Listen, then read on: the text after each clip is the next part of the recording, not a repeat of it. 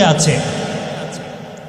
عن ابن عباس رضي الله تعالى عنه قال قال رسول الله صلى الله عليه وسلم آكل الربا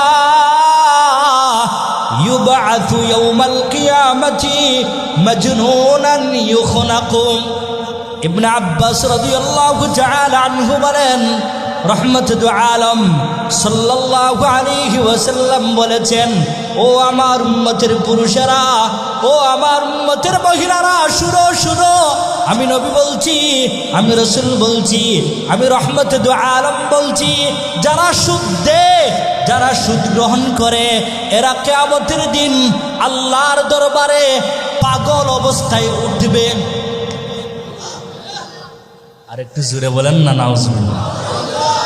যারা সুদ নেওয়ালা, যারা সুদ গ্রহণ করে নেওয়ালা, যারা সুদের সাক্ষী, যারা সুদের লেখক, যারা দুই সুদখোরকে মিলা দে, রাসূল বলেন, শুনো আমার উম্মতেরা, এরা কিয়ামতের দিন আল্লাহর সম্মুখে হাজার হাজার কোটি কোটি বিলিয়ন বিলিয়ন মানুষের সম্মুখে এদেরকে আল্লাহ পাগল অবস্থায় উঠাবে। কি অবস্থায় বলেন না সবাই, কি অবস্থায়?